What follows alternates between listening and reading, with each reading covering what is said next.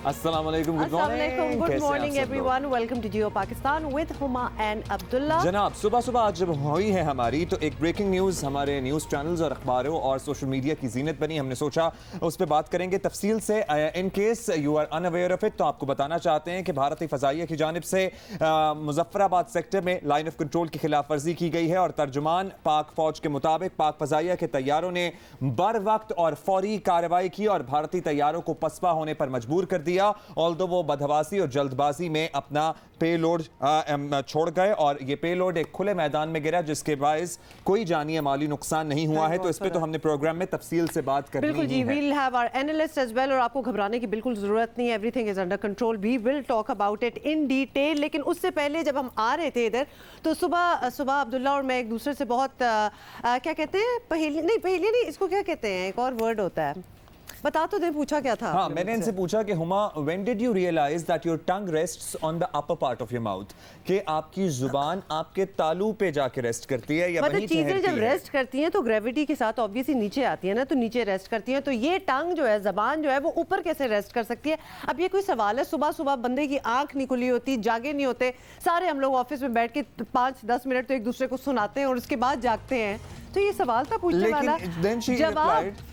जवाब मैंने ये दिया कि जैसे ही इन्होंने मुझसे सवाल किया था, जब मैंने फिगर आउट किया तो तब मुझे पता चला कि yes, right now I found out. And I am sure 90% of you, आप जो लोग देख रहे हैं, उन्होंने भी अभी रियलाइज किया होगा कि हमारी जो जुबान है, जिसका वैसे कंट्रोल में रहना बहुत ज़रूरी है, लेकिन अगर फिजिकल जुबान की बात करें तो ये आपके तालू पे जाके रेस्ट करती है। Things that you get to know on Geo Pakistan that you never really need to know also. मतलब इसका आपको क्या फ़ायदा होगा? बट एमी, हमने ये बात भी छोड़ दी है। बहुत सी बातें हैं जी आज के शो में, कुछ ट्रिब्यूट्स भी हैं, so you are going to get some music as well. First thing first, हम आपको अपडेट करते हैं जो ताज़ा डेवलपमेंट हुई है। फजर से पहले ये खिलाफ वर्जी की कोशिश की गई है भारतीय एयरफोर्स की जानिब से। इस बारे में हमारे पास तफसील से डिटेल आपको बताएं कि भारतीय फ़ज़ाइया की जानिब से लाइन ऑफ कंट्रोल की खिलाफ वर्जी की गई। तर्जुमान पाक फौज मेजर जनरल आसिफ गफूर के मुताबिक पाक फ़ज़ाइया की तैयारों की फौरी और बरवक्त कार्रवाई के बायस भारतीय तैयारे वापस जाने पर मजबूर हो गए। DGISPR के मुताबिक भारतीय तैयारों ने मुजफ्फराबाद सेक्टर से दरअंदाजी की कोशिश की। पाक फ़ज़ाइया की फौरी और मौसर कार्रवाई से भारतीय फ़ज़ाइया के तैयारों ने जल्दबाजी में बालाकोट के करीब पेलोड यानी तैयारे पर नस्ब हथियार गिराया और भाग गए। किसी किस्म का कोई जानी या माली नुकसान नहीं हुआ। DGISPR के मुताबिक मुसल्लह अफवाज भारत की किसी भी जाहिरियत और मुहिम जोई का जवाब देने के लिए तैयार हैं। कल आर्मी चीफ और एयर चीफ ने भी मुलाकात की थी। दोनों मुसल्लह अफवाज के सरबराहान ने ऑपरेशनल तैयारियों और बाहमी कोऑर्डिनेशन पर इजहार इत्मीनान भी किया। आर्मी चीफ ने कोर हेडक्वार्टर्स रावलपिंडी का भी दौरा किया और आर्मी चीफ को कोर कमांडर रावलपिंडी की जानिब से ऑपरेशनल सूरत हाल और तैयारियों पर ब्रीफिंग भी दी गई है। इससे पहले 22 फरवरी को तर्जुमान पाक फौज ने ब्रीफिंग में कहा था कि अगर भारत ने पाकिस्तान पर जारियत मुसल्लत की तो हर कीमत पर आखिरी सांस और आखिरी गोली तक मादरे वतन का दिफा करेंगे। अपना दिफा और अपना रद्द अमल हमारा हक है। अच्छा जी, इस पे हम जरा मजीद बात भी करेंगे। भारतीय जंगी जनून थमता नजर नहीं आ रहा। बदहवासी और खौफ के आलम में भारतीय एयरफोर्स ने कंट्रोल लाइन में खिलाफ वर्जी की और इसके बारे में हम जरा मजीद जानने की कोशिश करेंगे कि एक्चुअली हो क्या रहा है, इंटेंशंस क्या हैं। हमें ज्वाइन किए इस डिस्कशन के लिए जनरल रिटायर्ड नईम लोधी साहब और इकराम सहगल साहब ने। बहुत बहुत शुक्रिया जेंटलमैन।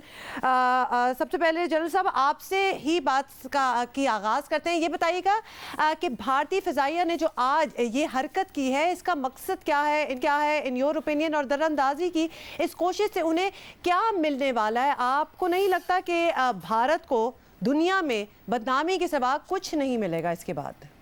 जी देखिए, एक तो मैं समझता हूँ कि बहुत अहमकाना हरकत की है और जो पाकिस्तान की तरफ से तैयारी का कहा जा रहा था उसका जवाब उनको मिल गया, इसलिए कि वो अपने अहदाफ तक नहीं पहुँच सके। और साफ ज़ाहिर है कि जब वापसी पर आपने तेज़ भागना हो तो फिर उनको अपने हथियार फेंकने पड़ते हैं, अदरवाइज उनकी स्पीड कम होती है। तो यही उन्होंने किया कि एकदम उन्होंने मोड़ काटा और अपने तमाम हथियार जंगल में या कहीं पर फेंक कर निकल गए। और वो आपने देखा होगा तस्वीरें भी, वो गड़े शड़े जो बने हुए वो ISPR ने शाया भी कर दिए। तो अभी बात इसकी, मैं तो ये समझता हूँ कि वो उन्होंने तो अपने आप को एक टाइट कॉर्नर में ले गए हैं जहां पर उनकी highest leadership, military leadership, political leadership ने कह दिया जी बातचीत का समय गुजर गया। तो अभी उनके लिए कोई चाराकार नहीं था, कुछ करें तब भी मुसीबत है। जैसे कि आज आपने देख लिया, कुछ ना करे तब भी उनका अपना प्रॉब्लम है। लेकिन हमें इस चीज को हल्का नहीं लेना चाहिए। ये कोई छोटी बात नहीं है कि एक एटमी मुल्क दूसरे एटमी मुल्क की, चाहे वो LOC है, ठीक है, इंटरनेशनल बॉर्डर नहीं है, उसको क्रॉस करे और कोई काम करने की कोशिश करे, भले कि वो नाकाम हो। हमें, मेरा ख्याल है कि फौरी तौर पे और UN सिक्योरिटी काउंसिल में जाना चाहिए और इस बात दुनिया को बताना चाहिए कि ये किस किस्म का भारत जो हरकत करने की कोशिश कर रहा है, इसके क्या नतायज हो सकते हैं। और वो नतायज सिर्फ खित्ते में हो सकता है महदूद ना रहे, वो फैल सकते हैं। और मुझे यकीन है कि दुनिया इस चीज पर थोड़ा गौर फिक्र करेगी। लेकिन बहरहाल अब मुझे ये लगता है कि ये इस वाक़े को वो अपने मीडिया से मल्टीप्लाई करने की कोशिश करेंगे और इसको बहुत भरपूर तरीके से उठाने की कोशिश करेंगे। और वहाँ ये कोशिशें शुरू भी हो गई हैं। जनरल साहब, अभी इकराम साइकिल साहब से भी बात करते हैं। इकराम साहब, ऑल्दो LOC की खिलाफ वर्जी है, लेकिन should be consider this an act of war. और अब जो भारत कर बैठा है, जाहिर है वहाँ पे उन्होंने जितना वावेला कर दिया था, कुछ करेंगे तो उसके भी नताइज हैं, कुछ नहीं किया करते तो वहाँ पे उनको अपने मुल्क में भी बहुत कुछ सुनने को मिल रहा था ऑलरेडी। लेकिन अब पाकिस्तान का एक रिएक्शन क्या होना चाहिए? देखिए, सबसे पहले मैं आपको बता दूं कि जो मोदी साहब हैं वो नो विन पोजीशन में है। नो विन पोजीशन इस तरह है कि उनकी रेटरिक इतनी आगे चल गई है कि वो कुछ ना कुछ तो करना कोशिश करेंगे, इसमें आप कोई शक न करें। नेचुरली वो कोशिश ही करेंगे, जैसे जनरल ने लिखा है कि इंटरनेशनल बॉर्डर नहीं करके लाइन ऑफ कंट्रोल जिसको लोकलाइज करके से। लेकिन होबा ने एक बात की थी at the beginning of the program, things are under control, ठीक है जी। और एब्सोल्युटली ये बात आप इसमें कोई शक ना करें कि थिंग्स आर अंडर कंट्रोल। देखिए, ये प्रोबिंग अटैक इस तरह होते हैं कि देखते हैं, डिफेंसेस को टेस्ट करते हैं। आप ये एक सोच लें कि अटैक किस तरह आएगी। मेन लोग much more qualified than me in this, but attack जो आएगी वो नेचुरली वैलीज को इस्तेमाल करेंगे, हेलीकॉप्टर्स को इस्तेमाल करेंगे। नेचुरली हेलीकॉप्टर्स को एयर कवर जरूर देंगे। तो नेचुरली वो क्योंकि इसलिए कि रडार को अवॉइड करने के लिए, एयर डिफेंसेस को अवॉइड करने के लिए। नाउ नेचुरली वो उनने देखा बालाकोट दूर नहीं है लाइन ऑफ कंट्रोल से, वो हर जगह प्रोब करेंगे चेक करने के लिए कि आपकी डिफेंसेस की रिएक्शन क्या है। उनने पेलोड ड्रॉप किया, ऑब्वियसली इसके माने कि उनको सख्त एक घबराहट हुई कि दे विल गेट दे में विद द पेलोड दे में get caught inside the international boundary. तो हमें इस वक्त बिल्कुल अपना बोलते हैं ना मेंटेन रिस्ट्रेंट करना चाहिए। हमें तब रिएक्ट करना चाहिए जहां पर हमें जानी और माली नुकसान हो। अगर जानी और माली नुकसान होती है, फिर मैं इमरान खान साहब की जो बात थी कि we will retaliate without thinking, we at that point of time we may not retaliate without thinking, we may think how our retaliation will be, but our retaliation must be swift, devastating and concentrated at that point of time. देखिए, simple बात यह है कि आप at the moment हमारी qualitative edge है उनके पास, qualitative edge across the board है। It is not only in the realm of military दिसिंग, डिप्लोमेसी में भी आप देखें पूरी दुनिया इस बात पर आ गई है। जैसा लोग बोल रहे थे कि भाई अगर आप जाते हैं टैक्टिकल न्यूक्लियर वेपन्स के बाद एस्केलेट कर सकता है, it can escalate beyond international boundary. और ये दो न्यूक्लियर पावर्स हैं, ये मजाक तो नहीं है। और ये खाली प्रियंका की बात तो नहीं है, प्रियंका आ गई है यूपी में और मोदी साहब को प्रॉब्लम हो रही है, उसकी वजह से पाकिस्तान को फेवरेट व्हिपिंग बॉय बना दिया। ये पहले तो बात मैं आपको बड़ा क्लियर कर दूं, 100% ये एक बोलते ना फॉल्स फ्लैग ऑपरेशन थी, 100%। आप इसमें देख कॉम्पोजिशन देखें उन लोगों में, ज्यादा सिक्स थे। तो ये तो लोगों को अपने लोगों को मारते हैं। आप वो किताब पढ़ लें बॉम्बे इंसिडेंट वाली जो जर्मन ने लिखी है, 800 पेजेस की उसने रिपोर्ट किया एविडेंस को। हमारी प्रॉब्लम ये है कि हम ये चीज प्रोपेगेट नहीं करते, ये हम अपने सामने नहीं लाते, ये दुनिया को नहीं बताते, ये हमारी नाकामी है। जी बिल्कुल। और आपने ये भी कहा इकराम साइकिल साहब की response should be swift and devastating. General साहब, आपसे भी पूछते हैं कि in your mind end of course your experience, और आप तो ऑब्वियसली ये सारे हालात को बड़ी अच्छी तरह स्टडी भी कर रहे हैं, रिस्पांस होना क्या चाहिए? मतलब देयर आर टू वेज। एक तो इकराम साहब ने कहा है swift and devastating, you can explain कि क्या हो सकता है। दूसरा ये कि shouldn't we have some composure and let the world do the talking? Obviously दुनिया भी देख रही है और ख़ासतौर पर आलमी ताकतें जो हैं वो ज़रूर देख रही हैं, उनको they are also invested in this part of the world, in this part of the region, तो उनको भी कुछ आगे से कुछ मजम्मती बातें करनी चाहिए। बिल्कुल, मैं समझता हूँ कि सबसे देखें, हरावल दस्ता किसी भी मुल्क का उसकी डिप्लोमेसी होती है और आपको हमेशा अपने लेवल करके काम को फिर आगे जो भी करना है। देखिए, एक बात तो पक्की है कि चूंकि उन्होंने खिलाफ वर्जी कर दी है, अभी हमारे पास सारे ऑप्शन ओपन है। एक तो उनको ये मालूम होना चाहिए कि ये जरूरी नहीं है कि जो एक्सपेक्ट कर रहे हैं कि जहाजों का जवाब हम जहाजों से देंगे या उनके प्लान के मुताबिक हम जाएंगे। हो सकता है मुझे थोड़ा सा अंदर आके जब वापस जा रहे थे हमें उन्होंने ट्रैप करने की कोशिश की हो कि हमारे जहाज उनका पीछा करे और पहले से उन्होंने सारी तैयारी की हो। तो मेरा ख्याल है कि तदब्बर के साथ और तरीके के साथ ये सारा टैक्टिक्स और स्ट्रेटजी के मामलात हैं, ये वो खुद संभालेगी, पीएफ संभालेगी, फौज संभालेगी। लेकिन जो उन्होंने हमें एक मौका दे दिया है, नंबर 1 डिप्लोमेटिक लेवल पे उन्होंने ये मौका दे दिया है कि हमें यूएन की सिक्योरिटी काउंसिल में या जहां भी जाकर दुनिया को बताना चाहिए कि ये क्या शुरू हुआ है और इसके क्या नताइज हो सकते हैं। और दूसरा, उन्होंने हमें ये मौका दे दिया है कि उन्होंने एक ओपनिंग कर दी है और उसके बाद फिर हमारे पास तो ऑप्शन एक नहीं है, हमारे पास तो ऑप्शन काफ़ी है और ज़रूरी नहीं है कि हमने वही कुछ करना है जो वो एक्सपेक्ट कर रहे हैं। लेकिन मेरा अपना ख्याल ये है कि अगर 2 न्यूक्लियर ममालिक के दरमियान ये बात यहाँ पर भी ठहर जाए, क्योंकि नुकसान कोई नहीं हुआ, तो कोई बात नहीं, वो भी काबिल बर्दाश्त है। लेकिन देखते हैं कि दुनिया कैसे रिएक्ट करती है। मुझे अपना अंदाज़ा ये है कि अगर फॉरेन ऑफिस ने अपने पत्ते सही खेले तो दुनिया का बहुत ज्यादा प्रेशर आज आ जाना चाहिए और ऐन मुमकिन है कि बस इस छोटे से ड्रामे को कोई फिल्म देकर मीडिया के थ्रू ये अपना जो है ना समझे अपने सांस इनके सीधे हो जाए। लेकिन बहरहाल खतरनाक बात है, अभी तक कुछ नहीं कहा जा सकता, बहुत ज्यादा तफसीलात भी हमें मालूम नहीं है और हमें ये दुआ करनी चाहिए कि हमें अपने अफवाज के लिए दुआ करनी चाहिए कि अल्लाह ताला उनको कामयाब बिल्कुल वो हम वक्त तैयार भी हैं, वो बिल्कुल हम वक्त तैयार हैं, लेकिन दुनिया का रिएक्शन बड़ा इंपॉर्टेंट है। जनरल साहब बिल्कुल ठीक फरमा रहे हैं। इकराम साहब, वही बात कि what should we expect from the world कि किस तरह से रिएक्ट करेगी पूरी दुनिया और हमें अपना केस किस तरह से बिल्ड करना है इस खिलाफ वर्जी के बाद। एक तो ये बात, और दूसरी बात ये कि नरेंद्र मोदी की जो टोन है वो 1-2 रोज पहले आपने भी ऑब्जर्व किया होगा, खबरों की जीनत भी बनी थी ये बात कि कुछ बदला हुआ लहजा लग रहा था। अब आज ये कार्रवाई कर दी गई तो उसको हम किस तरह से कंसीव करें? क्या वो हमें कंफ्यूज करने की कोशिश थी या वो चाल थी कोई? 100% कंफ्यूजन की थी भाई। आपकी गार्ड, वो चाहते हैं आपकी गार्ड नीचे हो जाए, प्यारे प्यारे मोहब्बत की बातें करें आपसे और उस मोहब्बत की बातों में आपसे कार्रवाई करें। आखिर ये पहले जो हमारी गवर्नमेंट गुजरी है उनके साथ ये लारे देते रहे, मोहब्बत की बातें करते रहे और वो हमारी गवर्नमेंट भी अब उनको अपील करती गई और उस अपीलमेंट पे हम यहाँ तक पहुँच गए। देखिए, बात ये बड़ा सिंपल है, वो ये इनका आज का नहीं, आप कौशल्या का अर्थशास्त्र पढ़े जो 3000 साल पहले लिखा था, यही बातें लिखी थी उसके अंदर कि जब आपने किसी को कंफ्यूज करना है, किसी करना है तो उसको आप डिसेप्शन प्लान यही होती है कि उसको प्यार मोहब्बत की बातें करें, फेल कर दें कंप्लीट। जैसे देखिए, बड़ा सिंपल बात है, एक कहावत थी, if man be the weapon the bullet that weapon fires must be surprise. ठीक है जी, अगर आदमी वो वेपन है, बुलेट वो फायर करे, सरप्राइज करे। तो ये जो बात है ना जी, वो कोशिश ये जरूर करेंगे कि आपको सरप्राइज करे, आपको वो करे, आपकी गार्ड नीचे हो जाए। मगर आप उस बात पर, जिस तरह जनरल साहब ने भी कहा है बड़ा क्लियरली, अपना जो लेवल ऑफ प्रिपेयर्डनेस हो, ऑपरेशनल प्रिपेयर्डनेस वो नीचे ना करें और आप तैयार रहें। मैं ये बात बिल्कुल क्लियर बताता हूँ कि आपने डिसाइड कर लिया होगा, अभी तक आपने डिसाइड कर लिया होगा कि भाई अगर हमारी रिस्पांस जाएगी वो कहाँ जाएगी।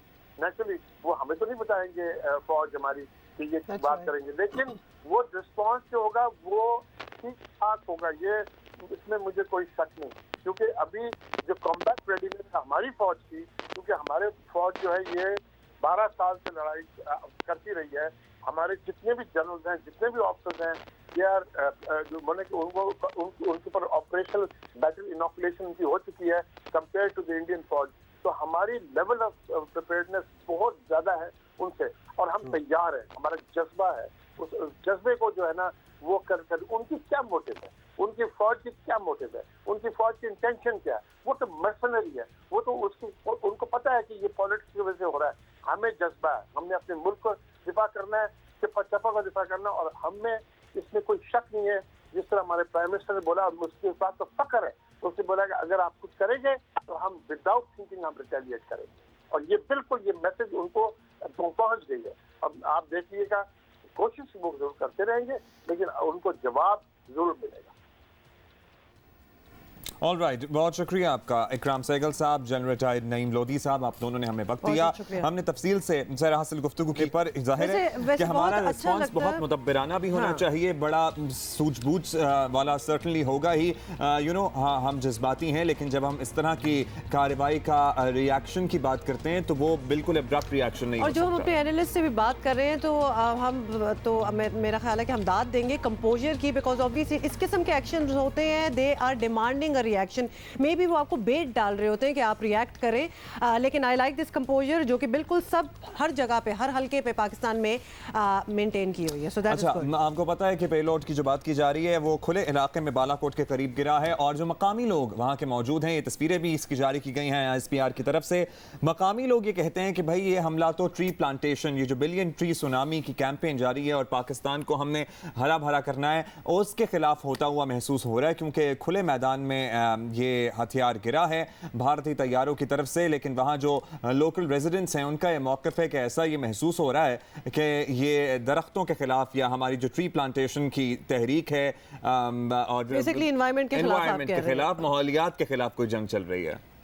मतलब कि बिल्कुल it does seem like they have come down to these tricks. Please हमारा माहौल तो ना ख़राब करें। बड़ा अच्छा हमने हरा भरा पाकिस्तान को करने का एक तहिया किया है, सो दैट शुड स्टे।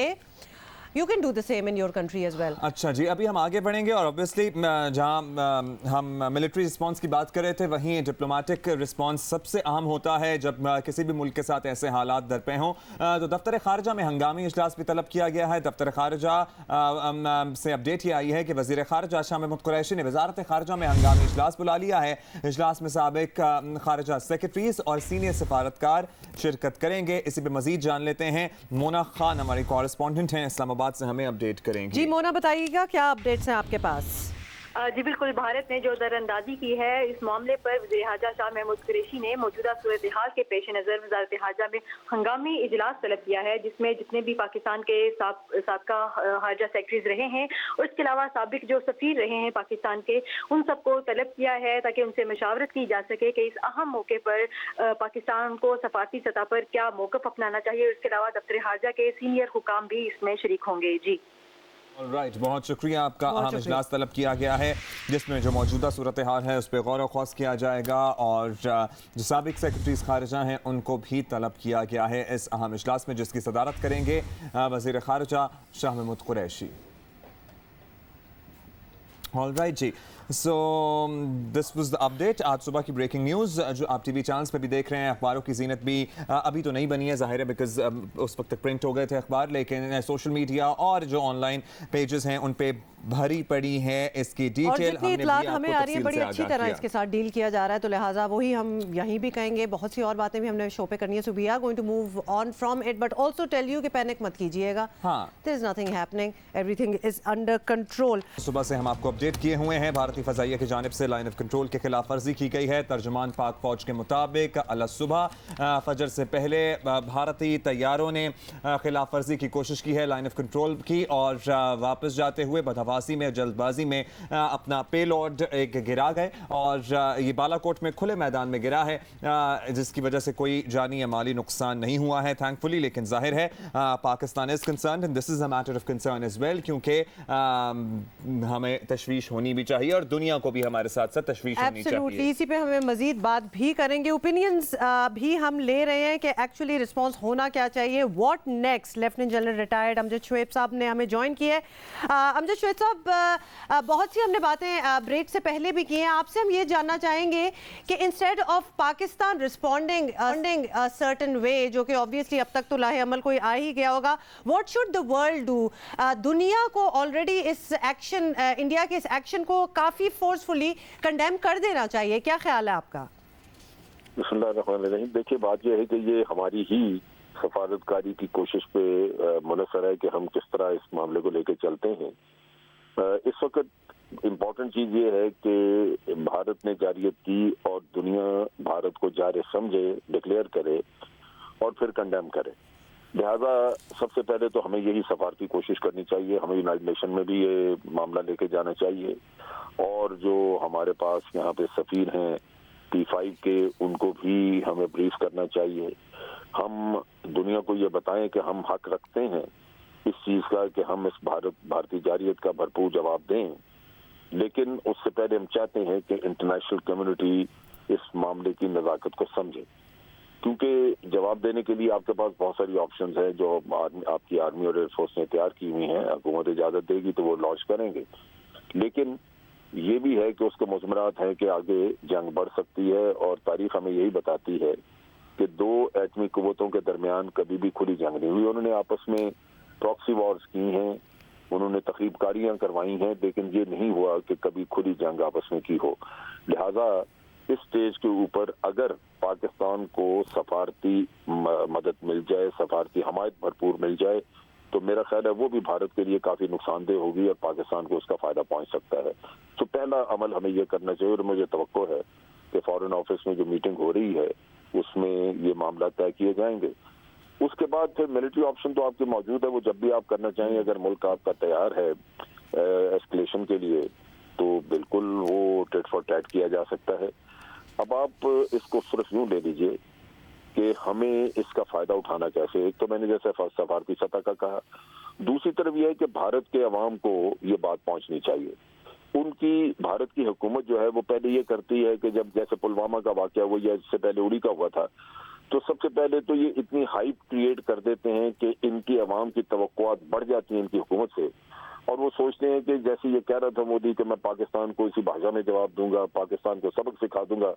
अब वो जल्दी में होते हैं कि जल्दी से हमें खबर मिल जाए कि पाकिस्तान को सबक सिखा दिया गया है, लिहाजा वो फिर इस तरह के झूठ ड्रामे रचाने का काम करते हैं जिससे अपने अवाम को मुतमईन कर सकें, उनका गुस्सा ठंडा कर सकें। और साहब, इंडियन मीडिया अब इसी कोशिश में लगा भी हुआ है, हम देख रहे हैं उसको भी।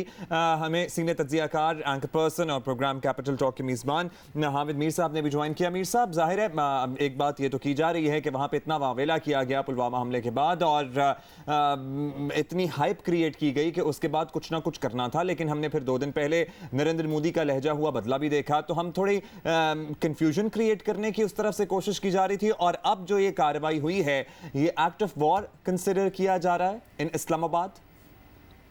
देखें, मुझे पिछले आधे घंटे में 2-3 फोन आए इंडिया से, और काफी परेशानी है वहाँ पे। वो समझ रहे हैं कि शायद जंग शुरू हो गई है। तो एक तरफ तो जो वहाँ का जो मीडिया है वो उसने एक जंगी जुनून फैलाया हुआ था, लेकिन दूसरी तरफ जब ये अब खबर आई है कि इंडियन एयरफोर्स ने मुजफ्फराबाद सेक्टर में लाइन ऑफ कंट्रोल की खिलाफवर्जी की और 3-4 किलोमीटर तक अंदर आए और पाकिस्तान एयरफोर्स ने उनको भगा दिया है, तो अब वो ये आपस में बहस कर रहे हैं कि ये कौन सा बालाकोट था, ये आज़ाद कश्मीर वाला बालाकोट था या ये खैबर पख्तून वाला बालाकोट था।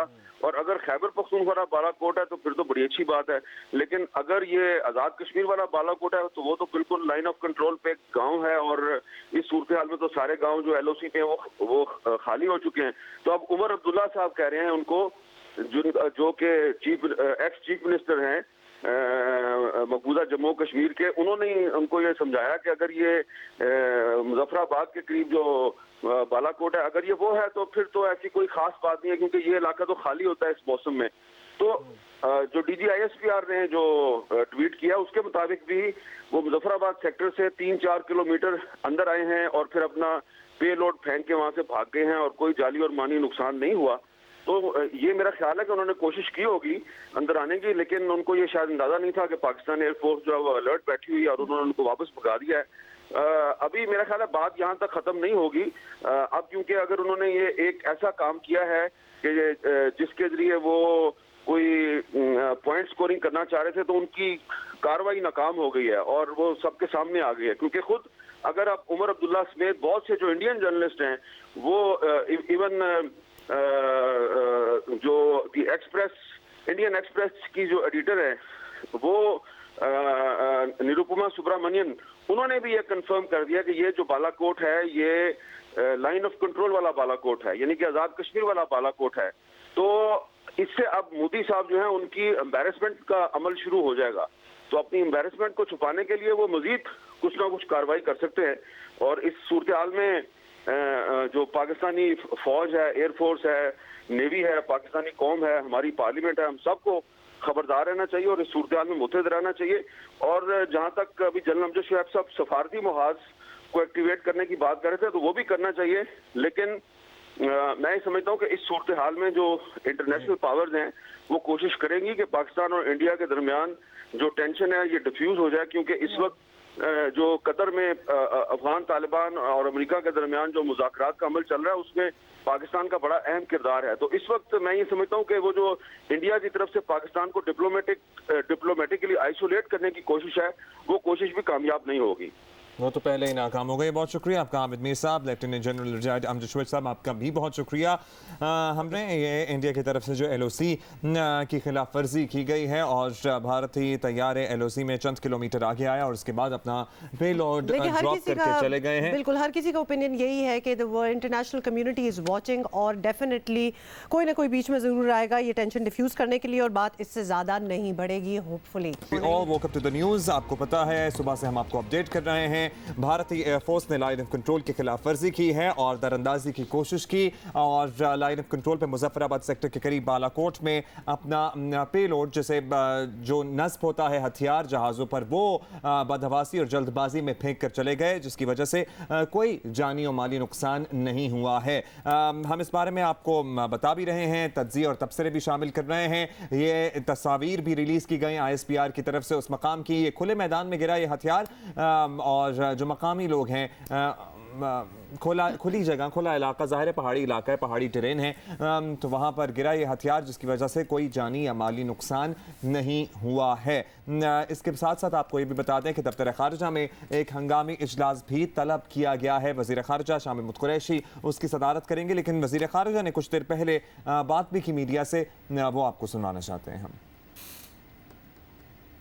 कि मैं कौम को गुमराह नहीं करना चाहता, खतरात के बादल पाकिस्तान पर मंडला रहे हैं और जारियत मुझे दिखाई दे रही है। मुझे दिखाई दे रहा था कि एक जुनूनी तबका है, वो अपने सियासी मकासद के लिए इस खित्ते के अमन को दांव पर लगाने पर तुला हुआ है। पाकिस्तान को होशियार रहना होगा और अल्लाह के फजल करम से पाकिस्तान की कौम और पाकिस्तान की अफवाज बिल्कुल जिंदा हैं, होशियार हैं और पाकिस्तान के चप्पे चप्पे का दिफा करने की सलाहियत रखते हैं। शाह महमूद कुरैशी की गुफ्तगू आपने सुनी। इसी पे ज़रा बात करते हैं। सीनियर सहाफ़ी तज़कियाकार मज़हर अब्बास साहब ने हमें ज्वाइन किया है, साबिक़ सेक्रेटरी खारजा नजमुद्दीन शेख साहब ने हमें ज्वाइन किया है। शेख साहब, सबसे पहले आपको शामिल गुफ्तगू करके बहुत शुक्रिया, आपने वक्त दिया। ज़ाहिर है डिप्लोमेटिक जो लाइन ऑफ फोर्स होती है उसे बड़ी इंपॉर्टेंस हासिल है इन हालात में। हमारा डिप्लोमेटिक रिस्पॉन्स क्या होना चाहिए? अब ये जो दरानंदाजी की कोशिश हुई है, भारत पहले ही एस्केलेशन की बातें कर रहा था, जंगी जुनून उसके सर पर सवार था, लेकिन आज तो हद अबूर हो गई।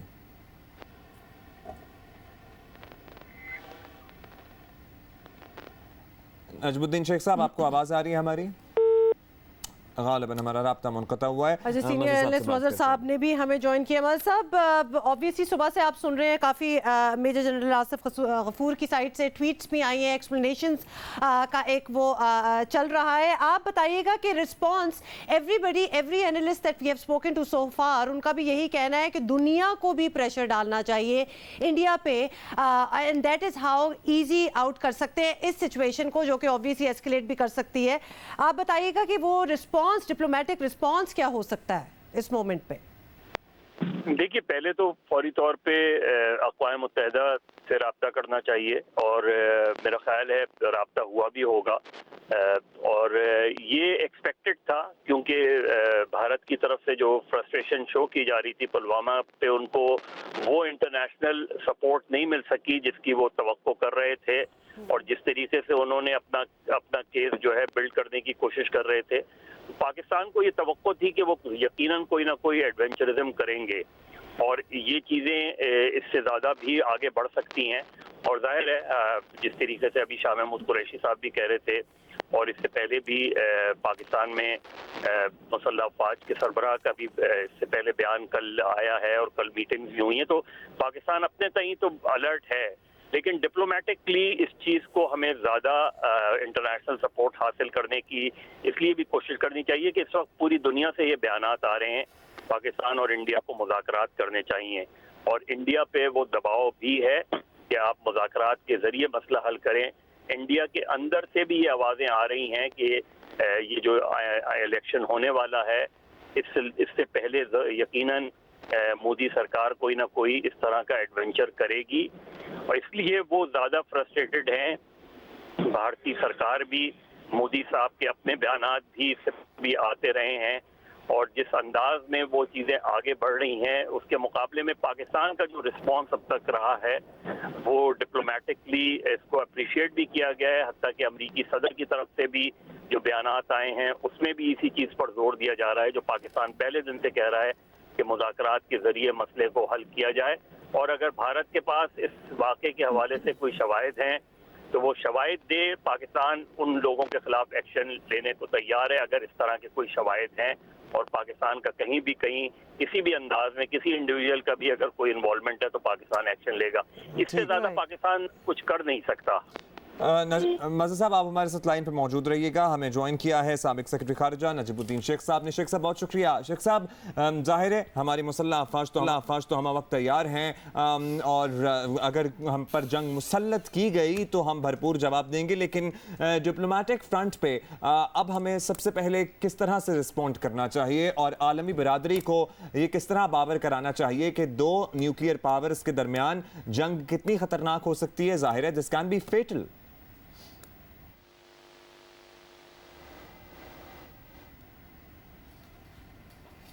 शेख साहब, कैन यू हेयर अस? गालिबन हमारा राब्ता नहीं हो रहा है नजमुद्दीन शेख साहब से। मज़हर साहब हमारे साथ लाइन पे मौजूद हैं। मज़हर साहब से पहले हम हामिद मीर साहब से भी बात कर रहे थे, और इंडियन मीडिया जिस तरह से प्रोपेगेंडा कर रहा है, और वो जाहिर है उनसे एक्सपेक्ट भी किया जा सकता था, वो तो बढ़ चढ़ कर दास्तानें सुनाएंगे जिसमें झूठ बेमबनी बहुत सारी कहानियाँ मौजूद होंगी। अब पाकिस्तान जिस तरह से अब तक रिएक्ट कर रहा है, जाहिर है दो न्यूक्लियर पावर्स हैं, यही मुतब्बिराना रिस्पॉन्स होना चाहिए। जी, मेरा ख्याल है पाकिस्तान इमरान खान साहब के अगर पहले दिन से जब से वो बरसर इक़्तिदार आए हैं, पहली तकरीर में ही उन्होंने इंडिया से बातचीत को ऑफर किया था, और उन्होंने खुद ही ये कहा था कि दोनों मुल्कों के दरमियान असल मसला गुर्बत है, और गुर्बत जो है उसको मिटाने के लिए आगे बढ़ना चाहिए। यही बात उन्होंने रिपीटेडली कही है इमरान खान ने। तो मेरा ख्याल है पाकिस्तान का जो रिस्पॉन्स अब तक रहा है, और माजी में भी पाकिस्तान कभी भी मुज़ाकरात से पीछे नहीं हटा।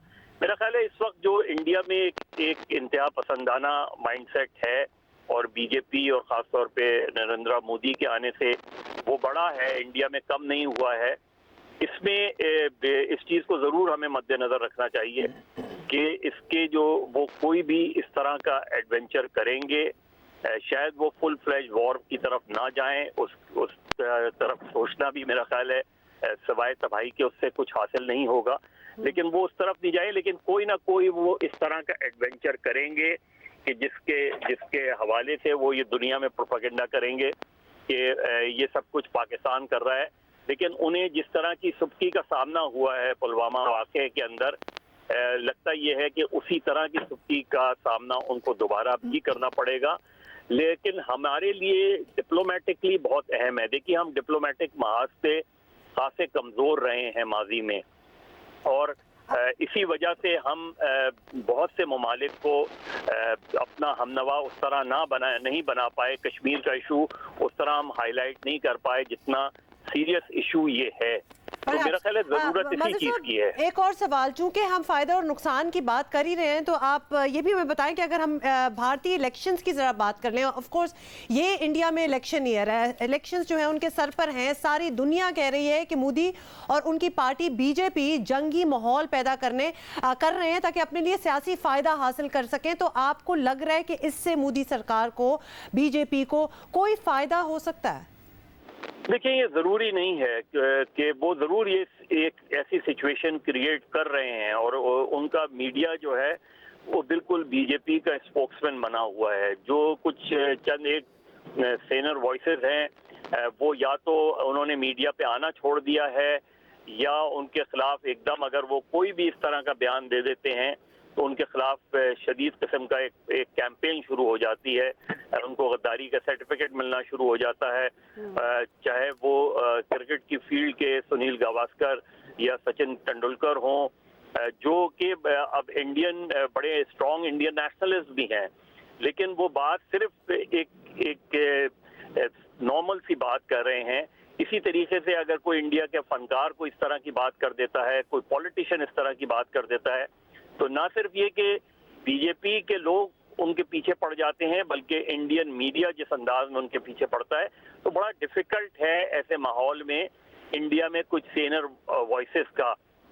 इसीलिए आज डॉन में न्यू दिल्ली से जावेद नकवी साहब ने का जो कॉलम है, उसमें उन्होंने एक बड़ी दिलचस्प बात की है कि उनके बराबर में एक बीजेपी के सपोर्टर रहते थे। उन्होंने उनसे पूछा कि जी इलेक्शन कौन जीतेगा, तो उन्होंने कहा, मैंने उनसे कहा कि मोदी जीतेगा। तो उन्होंने कहा, आप ये बात क्यों कह रहे हैं? तो उन्होंने कहा कि इसलिए कि हमें पाकिस्तान या किसी और सिख की जरूरत नहीं है, हम खुद अपने आप को तबाह करने के लिए काफी हैं। बड़ी जबरदस्त वैसे बात कर ली। अब्बास साहब हमारे साथ मौजूद थे। लेट्स सी, लेकिन जाहिर है ये जो किया जा रहा है, भारत की तरफ से इक़दाम उठाए जा रहे हैं, चाहे पुलवामा हमले के बाद आने वाला रद्द-ए-अमल हो, प्रोपेगेंडा हो, या फिर अब आज की हरकत, इसको इलेक्शन से ही लिंक किया जा रहा है। सीनियर सहाफ़ी तज्ज़ियाकार हफीज़ुल्लाह न्याज़ी साहब हमारे साथ मौजूद हैं। हफीज़ुल्लाह न्याज़ी साहब, दफ्तर ख़ारजा में एक हंगामी इजलास भी तलब किया गया है, इसकी तफसील जो हम तक पहुँची है वो भी ज़ाहिर है आई तो है, खुशकिस्मती से कोई जानी माली नुकसान नहीं हुआ, लेकिन मामला सीरियस है। हमें आप क्या समझते हैं, डिप्लोमेटिक चैनल्स ही कारगर लाते हुए इस मामले को आखिरी हद तक जाना चाहिए कि हम रिजॉल्व कर सकें और अमन की कोशिशें इसी तरह जारी रखें? मेरा ख्याल है हमें बिल्कुल अमन की कोशिशें भी जारी रखनी चाहिए, लेकिन भारत को कम से कम हमने जो सोचने पे मजबूर रखना चाहिए कि हम रिटेलिएट कर सकते हैं।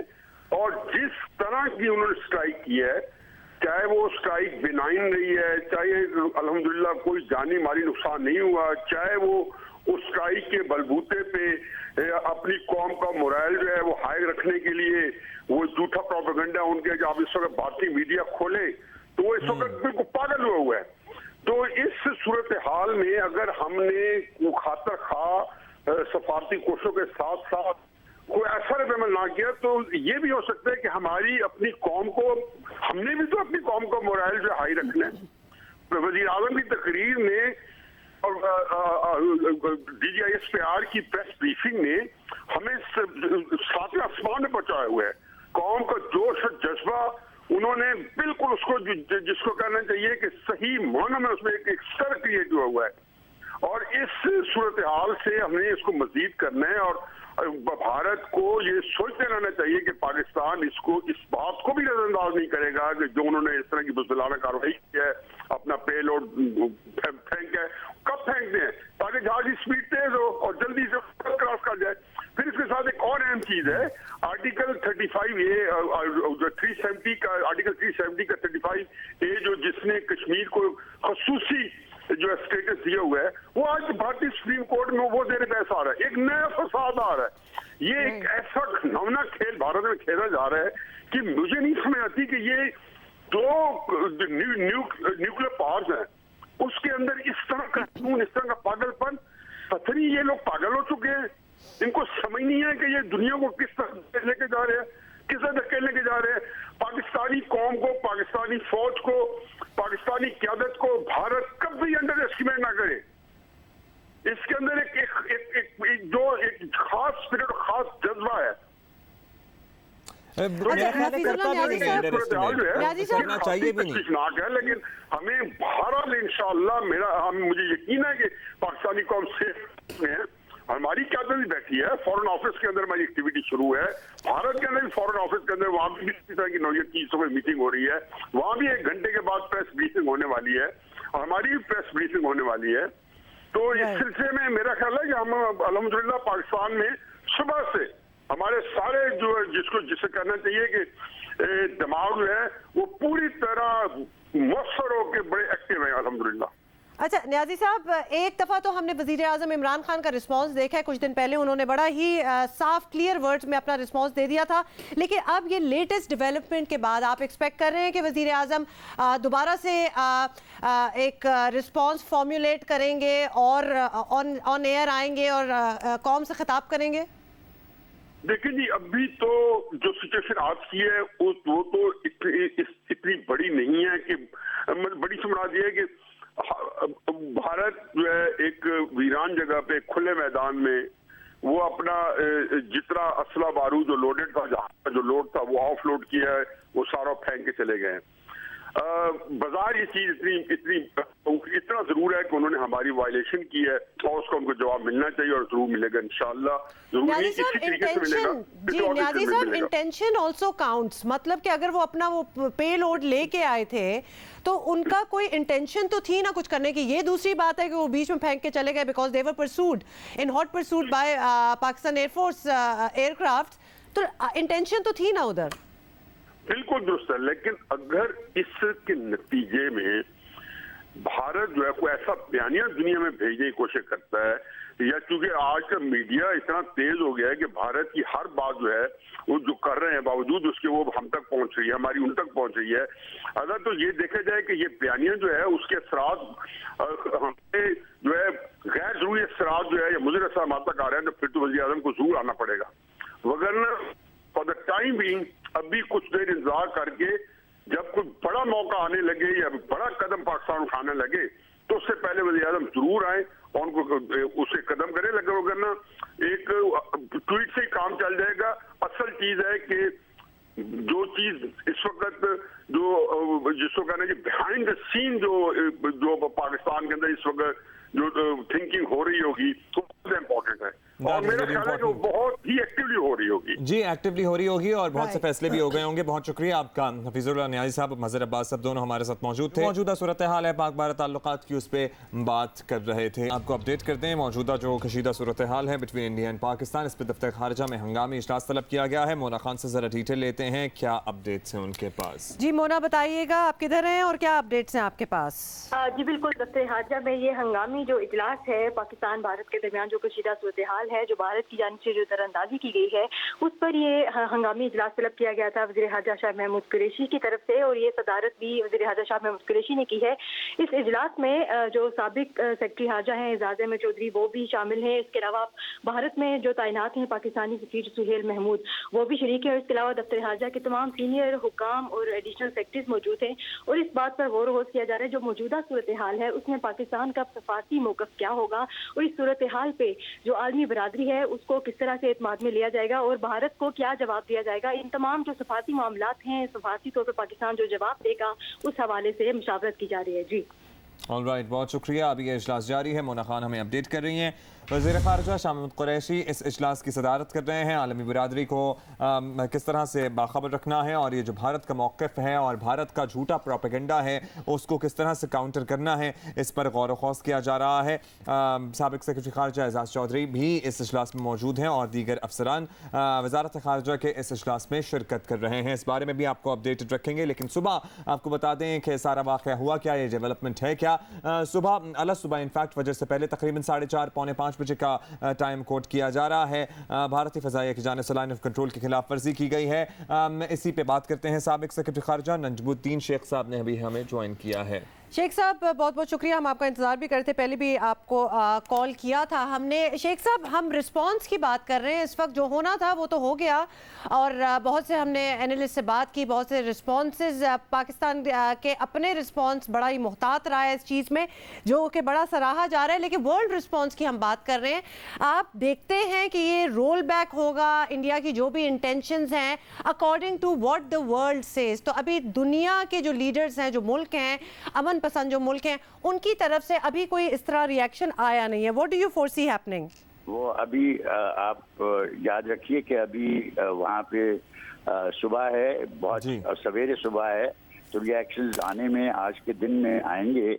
और वो रिएक्शन यही होंगे कि तशवीश का इजहार किया जाएगा और सबको मशवरा दिया जाएगा कि इन मसलों को आप डायलॉग के जरिए सेटल करने की कोशिश करें। मुझे यकीन है कि हमने अक़वाम मुत्तहिदा की सिक्योरिटी काउंसिल की मीटिंग तलब की है। ये नतीजा होगा शाह महमूद कुरैशी ने जो हंगामी इजलास बुलाया है वजारत खारजा में, और फिर उसके बाद हमारे आप जो रिस्पांस की बात कर रही हैं, देखिए रिस्पांस इज ग्रेटर अलर्ट। इससे तशवीश होती है कि वो 40 किलोमीटर से ज़्यादा आपकी एयर स्पेस में आ गए और ये लाइन ऑफ कंट्रोल के इर्द गिर्द के अलावा के बजाय ये हमला जो वो कहते हैं और जो हम कहते हैं कि बालाकोट में हुआ, तो बालाकोट तो लाइन ऑफ कंट्रोल से खासा दूर है और इसकी वजह से अभी हमारे हाई अलर्ट्स जो हैं उनको ज़्यादा पुख्ता बनाने की ज़रूरत पड़ेगी। दूसरी चीज़ के जो इंटरनेशनल रिएक्शन है उसमें अभी आज बहुत शुक्रिया। ये बताइएगा नजमुद्दीन शेख साहब, अलर्ट्स तो जाहिर है उस पर हमारी फोर्सेस सोच भी रही हैं और इस पर प्लान ऑफ एक्शन भी रीअश्योर के तैयार हो गया होगा, लेकिन अब डिप्लोमेटिक सतह की बात करें तो शाह महमूद कुरैशी साहब एक इजलास की सदारत कर रहे हैं। Diplomatically what channels should we utilize और दुनिया को हम अपना मौक़िफ़ किस तरह से बावर कराएं, और क्योंकि जाहिर है कि दो न्यूक्लियर पावर्स हैं, अगर जंग होती है खुदा न खास्ता तो it can be really fatal for both the countries. आज जिद्दा में मीटिंग होनी है OIC की और वहाँ पे मौजू है कश्मीर जो OIC की है और उनसे हमें हिमायत हासिल होगी और इस हिमायत को लेके हम आगे चलेंगे। जो 1 मार्च को मीटिंग होनी है इसमें क्या कहते हैं दुबई में, और उससे आगे चल के हम अक़वाम मुत्तहिदा में हमने मुझे यकीन है कि सिक्योरिटी काउंसिल की मीटिंग हमने तलब की है और उसका जवाब हमें आज के दिन में मिल जाएगा कि कब ये मीटिंग होगी। और मुझे यकीन है कि अभी से लेके आज के दिन में बहुत सारे ममालिक से आपको तशवीश का इजहार होगा और इस मशवरे का इजहार होगा कि हिंदुस्तान और पाकिस्तान को बैठ के अपने मसले डायलॉग के जरिए हल करनी चाहिए। ऑलराइट, बहुत शुक्रिया आपका। नजमुद्दीन शेख साहब हमारे साथ मौजूद थे। जाहिर है कि हिंदुस्तान और पाकिस्तान को अल्टीमेटली डायलॉग के ज़रिए ही अपने मसले हल करने पड़ेंगे, क्योंकि जंग इस नौइयत के ममालिक में जो दोनों न्यूक्लियर पावर्स हों ना खित्ते के मफाद में हैं ना दोनों ममालिक के आवाम के मफाद में है। लेकिन तो असूलन दोनों should not be looking forward to a जंग, और ख़ासतौर पे इस किस्म की छोटी छोटी जो वायलेशंस होती हैं ये करना नहीं चाहिए। It can send the wrong signal as well. एक दफ़ा दोबारा if you are just joining us तो आपको बता दें कि सुबह से हो क्या रहा है। आपको बताएं कि भारतीय फ़िज़ाइया की जानिब से लाइन ऑफ कंट्रोल की खिलाफ वर्जी की गई है। तर्जुमान पाक फ़ौज मेजर जनरल आसिफ गफूर के मुताबिक पाक फ़िज़ाइया के तैयारों की फौरी और वक्त कार्रवाई के बायस भारतीय तैयारे वापस सेनेटर शाहरी रहमान ने हमें ज्वाइन किया। बहुत शुक्रिया शाहरी, आपने वक्त दिया। शाहरी, ऑब्वियसली बात तो तशवीश की है और तशवीश होनी भी चाहिए क्योंकि लाइन ऑफ कंट्रोल की खिलाफ वर्जी है। ऑल्दो कोई जानी और माली नुकसान नहीं हुआ, लेकिन इंडिया आप क्या समझती हैं इस मौके पर ये सब कुछ करके क्या मैसेज देना चाह रहा था? दुनिया को भी जाहिर है मैसेज जाता है और पाकिस्तान को भी कुछ एड्रेस करना चाह रहा होगा, तो व्हाट डू यू सी कि क्या यहाँ पे डिलीवर करने की कोशिश की गई है? कि इस वक्त मैसेज तो उनका अपने मुल्क के अंदर है। सबसे पहले तो वो अपनी आवाम को मैसेज दे रहे हैं कि मोदी सरकार की ढलकती हुई इस वक्त जो साख और मकबूलियत है उससे ये कंधा देने की कोशिश है, और इसमें मुझे तो वाज़ेह लग रहा है कि पहला पैगाम तो अपनी डोमेस्टिक ऑडियंस और इलेक्टोरेट के लिए है। जो वोटर इस वक्त मोदी सरकार से दूर भाग रहे हैं नरेंद्र मोदी के लिए, शायद फिर वो वापस आ जाएं अगर उन्होंने तवातर से ये जंग का तबल बजा के रखा। तो ये उनकी सोच है, मैं समझती हूँ। और पैगाम दुनिया में तो अच्छा नहीं जाएगा कि वो पाकिस्तान के खिलाफ इस तरह खिलाफ वर्जियाँ कर रहे हैं, खासतौर से लाइन ऑफ कंट्रोल की, जिस पर एक बहुत अहम सीज फायर होता था जिससे दोनों ममालिक और कश्मीर की खासतौर से अवाम को तक़वियत मिलती थी। अब जो हमने पैगाम देना चाहिए वो भी वाज़ेह होना चाहिए। वो ये है कि हुकूमत अपनी जिम्मेदारी समझे, फौरी तौर पर पार्लियामान का जॉइंट सेशन बुलाएं और दुनिया को एक बहुत क्लियर मैसेज दें कि पाकिस्तान मुत्तहिद है, अपनी मुसल्लह अफवाज के साथ सीसा पिलाई दीवार की तरह खड़ा हुआ है और जो भी भारत की तरफ से इस तरह का रद्द-ए-अमल होता है, हम उसका बहुत ही बराबरी का जवाब देंगे। और कोई पाकिस्तानी जंग नहीं चाहता, लेकिन अगर जंग मुसल्लत की गई तो हम बिल्कुल तैयार हैं। बेशक। शहरी रहमान साहिबा, ये भी बताइएगा, आप you have been the ambassador to the United States, आपका काफ़ी लंबा टेन्योर भी रहा है। कल हमने प्रेसिडेंट ट्रंप की एक स्टेटमेंट भी देखी जिसमें वो कॉशन कर रहे थे दोनों मुल्कों को, और ऑब्वियसली टेंशंस की बात कर रहे थे इंडिया और पाकिस्तान की। अभी perhaps obviously it's too early in the morning कि उनकी तरफ से कोई रिस्पॉन्स आए, लेकिन आप क्या एक्सपेक्ट करिए कि अमेरिका की तरफ से आज की इस डेवलपमेंट का क्या रिस्पॉन्स आएगा? देखिए, अमेरिका को इस वक्त हमेशा अमेरिका इस तरह के जब एस्केलेशन होती है दोनों ममालिक के दरमियान, तो अमेरिका और कुछ और ममालिक को बीच में कोशिश होती है कि वो थोड़ी सी सालसी करें। और इस वक्त अगर वो करना चाहेंगे, और मैं समझती हूँ वो अपनी जिम्मेदारी समझेंगे कि रीजन में, खित्ते में कुछ इस्तेहकाम रखें और न्यूक्लियर बैलेंस भी रखना होता है, तो उन्होंने फिर ये कोशिश करनी होगी कि वो उनका देखिए एलाय जो है, उनका इत्तेहादी भारत है, सबसे पहले स्ट्रेटेजिक एलाय है, और उनसे वो बिल्कुल उन पर दबाव डाल सकते हैं। लेकिन शहरीद, कतर में जो मुज़ाकरात हो रहे हैं बिटवीन अफगान तालिबान एंड, उसमें पाकिस्तान की इंपॉर्टेंस को भी इस वक्त वो अंडरमाइन करना अफोर्ड नहीं कर सकेंगे आई गेस। पाकिस्तान की इंपॉर्टेंस ना अंडरमाइन करें ना, वो अपने इत्तेहादी को फौरन कहें कि आप एक्ट विथ रिस्ट्रेंट, यानी आप थोड़ी इसमें हौसला करें, अपने आप को रिस्ट्रेंट, अपनी फोर्सेस को रिस्ट्रेंट करें और अपने आप को रिस्ट्रेंट करें। तो रिस्ट्रेंट मैक्सिमम इस वक्त अमेरिका को भारत को कन्वे करना चाहिए कि ये एक न्यूक्लियर खित्ता है, और जवाबी कार्रवाई फिर पाकिस्तान भी करेगा। और उससे देखिए अमन ही कोलैटरल डैमेज होगा, और अमन जब कोलैटरल डैमेज होता है तो फिर, और अमन की फिर जो भी प्रॉस्पेक्ट्स हैं, जो भी आगे की सोच है, वो भी खत्म होती है, वो भी मस्मार होती है। और लोगों की मतलब जो हिंदुस्तान की भी अवाम है, पाकिस्तान की अवाम तो इसमें है, लेकिन हिंदुस्तान की अवाम को और इससे डैमेज होगा, क्योंकि जंग तो फिर आपको पता है उसकी क्या कीमत होती है। अच्छा शहरी रहमान साहिबा, एक हम ऑब्वियसली इंडियन मीडिया का एक रिस्पांस देख रहे हैं, they are very encouraging and supportive of whatever is going on, वो बिल्कुल एक बीजेपी की लाइन पे चल रहे हैं। But what about the Indian public?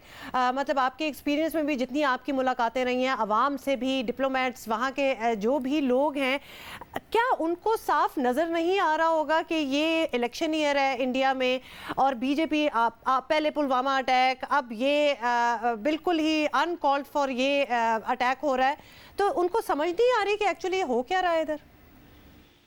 जी देखिए, समझ तो सबको आ रही है। सॉरी, मुझे आपका आखिरी सवाल रिपीट कर दें जरा, आई कुडंट हियर इट। जी, सवाल तो कम है, स्टेटमेंट ज़्यादा है। आपका ओपिनियन चाहेंगे इसमें कि डजंट द इंडियन पॉपुलेशन सी कि ये ट्रेजेक्ट्री क्या बन रही है, ये क्यों हो रहा है, ये इलेक्शन ईयर है, naturally BJP is looking for some favour, some फायदा आउट ऑफ दिस। जी जी बिल्कुल, बीजेपी इस वक्त अपनी, वही मैंने कहा ना, आई थिंक वहाँ भी हिंदुस्तान में ऐसा नहीं है कि हर चीज़ बगैर मंतिक के है और लोगों की क्रिटिकल सोच नहीं है।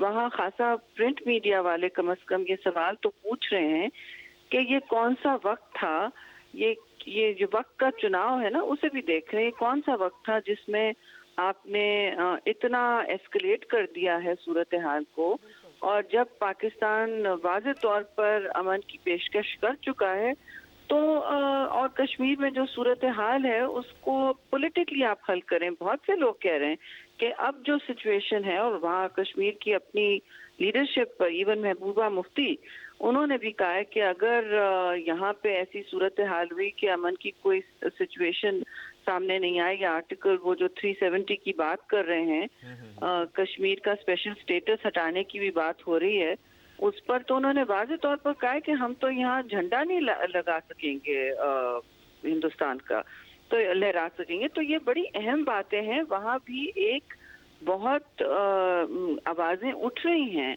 और काफ़ी आवाज़ें उठ रही हैं कश्मीर से लेके दिल्ली तक, जहाँ ये पूछा जा रहा है, सवाल उठ रहा है कि मोदी सरकार किधर ले जा रहा है हिंदुस्तान को, और खास तौर से कश्मीर की सारी डिस्कोर्स को कहाँ ले जा रहा है, और वो देख रहे हैं कि जंग की तरफ बढ़ता चला जा रहा है, बढ़ती चली जा रही है सिचुएशन। बहुत शुक्रिया आपका शहरी रहमान साहब हमारे साथ मौजूद थी। I hope the sanity prevails on the other side of the border as well. लेकिन इंडियन मीडिया जो है वो शुतर बेमहार की तरह झूठा और मनफी प्रोपेगेंडा फैलाए चला जा रहा है। आपको बता दें कि वज़ीर ख़ारिजा शाह महमूद कुरैशी ने इजलास की सदारत की दफ्तर ख़ारिजा में, और उन्होंने मुख्तसर बात की जिसके मुताबिक वो जल्द यानी ऑलमोस्ट 11 सवा 11 बजे वज़ीर आज़म इमरान खान से मुलाकात करेंगे। मौजूदा सूरत हाल पर बात होगी। इस्लामाबाद में क्या सोचो विचार है और किस तरह से मौजूदा सूरत हाल को लिया जा रहा है, क्या फैसले हो रहे हैं, इसी बारे में हम बात कर लेते हैं। सीनियर सहाफ़ी तज्ज़ियाकार हामिद मीर साहब ने हमें ज्वाइन किया है। जी हामिद मीर साहब, बताएं जरा कि बहुत सी डेवलपमेंट्स हो रही हैं। शाह महमूद कुरैशी साहब भी अभी मुलाकात करेंगे वज़ीर आज़म के साथ। क्या मूड है इस्लामाबाद में, क्या सुन रहे हैं आप?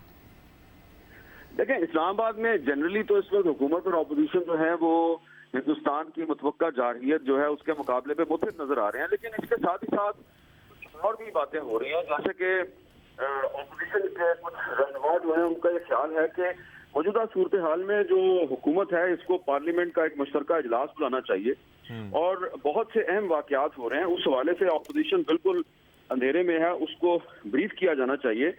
और शाह महमूद कुरैशी साहब जो है वो इस मामले पे काफी मेच्योरिटी का मुजाहरा कर रहे हैं और बड़ी अच्छी बातें कर रहे हैं, लेकिन दूसरी तरफ इस वक्त एक सवाल का जवाब उनकी तरफ से नहीं आ रहा कि इस क्रूशल सिचुएशन में जब पाकिस्तान की तरफ से बार बार ये कहा जा रहा है कि हिंदुस्तान हमें डिप्लोमेटिकली आइसोलेट करने में नाकाम हो गया है, और यकीनन उसकी वजह यह है कि इस वक्त अफगान तालिबान और अमेरिका के जो मुज़ाकरात चल रहे हैं उसमें पाकिस्तान का बड़ा अहम किरदार है। लेकिन दूसरी तरफ जो यूएई में organisation of Islamic countries OIC का जो एक इजलास हो रहा है उनकी 50वीं सालगिरह पर, उसमें हिंदुस्तान की वजीर खारजा सुषमा स्वराज को भी मेहमान खुसूसी के तौर पर दावत दी गई है, जबकि इंडिया OIC का मेंबर नहीं है। तो इस पर लगता यह है कि अपोजिशन पार्टी जो है वो जानना चाहती हैं कि ये इस सूरत हाल में यूएई जो पाकिस्तान का दोस्त मुल्क है उसने क्यों उनको दावत दी है। और इसमें कल आपको पता है कि कल सेनेट ने करारदाद मंजूर की कश्मीरियों के हक में, और उस करारदाद का जो मतन था उसमें OIC को अप्रिशिएट किया गया, लेकिन फिर रजा रब्बानी साहब जो अपोजिशन से उनका ताल्लुक है उन्होंने इस पर एतराज किया कि हमें इस सूरत हाल में OIC को अप्रिशिएट नहीं करना चाहिए, और फिर वो अल्फाज हज़फ कर दिए गए और OIC को अप्रिशिएट नहीं किया गया। तो मैं समझता हूँ कि इस वक्त शाह महमूद कुरैशी साहब अगर इमरान खान साहब को मिलने जा रहे हैं तो उनको ये मसला भी डिस्कस करना चाहिए कि इस क्रिटिकल सिचुएशन में OIC जो है वो उसने सुषमा स्वराज को OIC के इजलास में क्यों बुलाया।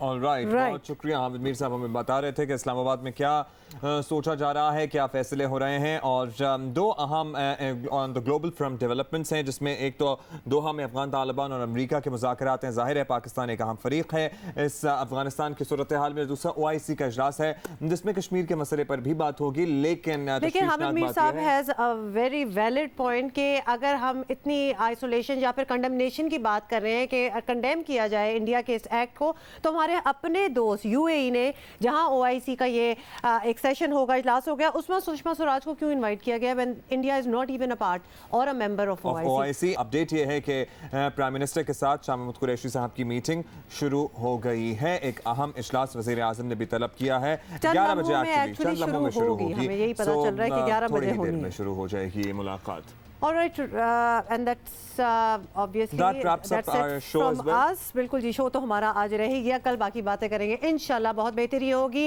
And over to the news headlines. बिल्कुल, जियो न्यूज़ सारा दिन आपको अपडेटेड रखेगा, आप देखते रहिए जियो न्यूज़।